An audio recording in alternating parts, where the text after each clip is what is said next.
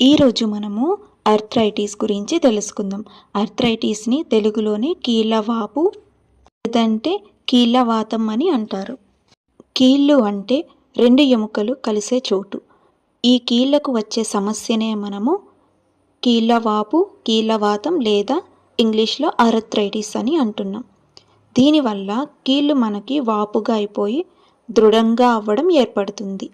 Arthritis అనేది వయసు మళ్ళిన వాళ్ళకి వస్తుంది మరియు ఎక్కువగా వాటి మీద అధిక బరువు వేసి అలాగే ఎక్కువ యూస్ చేసి జాయింట్స్ ఇంజురీ అయినా ఇలాంటి వాళ్ళకి వస్తుందన్నమాట.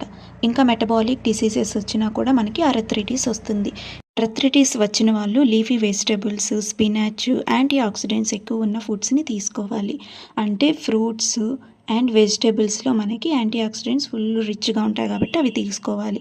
అలాగే ఒమేగా 3 ఫ్యాటీ యాసిడ్స్ ఉన్న ఫుడ్స్ తీసుకోవాలి. ఫ్యాటీ ఫిష్ అండ్ సీడ్స్ ఉంటాయి కదా, పంకిన్ అండ్ సన్ఫ్లవర్ సీడ్స్, ఇట్లా డిఫరెంట్ సీడ్స్ నార్మల్గా తీసుకునేవి తీసుకోవాలి. అలాగే గార్లిక్ టీ తీసుకోవాలి. లో ఫ్యాట్ ఉన్న డైరీ ప్రోడక్ట్స్ని తీసుకోవాలి. ఏవి తినకూడదంటే ప్రాసెస్డ్ ఫుడ్స్ అనేవి తినకూడదు. రీఫైన్డ్ షుగర్స్, కార్బోహైడ్రేట్స్ ఇవేమి కూడా తినకూడదు. అలాగే ఎక్కువ నూనె ఉన్నవి కూడా తినకూడదు. ఫ్రై చేసినవి బయట అయితే అస్సలు తినకూడదు. ఆల్కహాల్, టొబాకో ఇలాంటివి ఏ ఉన్నా కూడా తీసుకోకూడదు. ఇవి కండిషన్ని ఇంకా వర్స్ట్గా చేస్తాయి. కాబట్టి మనకి ఆరోగ్యం ఏదైనా ఇలాంటి సమస్యలు వచ్చినప్పుడు మనం దానికి తగిన జాగ్రత్తలు తీసుకొని మనం నయం చేసుకొని మన జీవితాన్ని ఒక క్వాలిటీగా లీడ్ చేసుకోవాలి. నా వీడియో మీకు నచ్చినట్టయితే ఇలాంటి మరిన్ని వీడియోస్ కోసం మన యూట్యూబ్ ఛానల్ని సబ్స్క్రైబ్ చేయండి.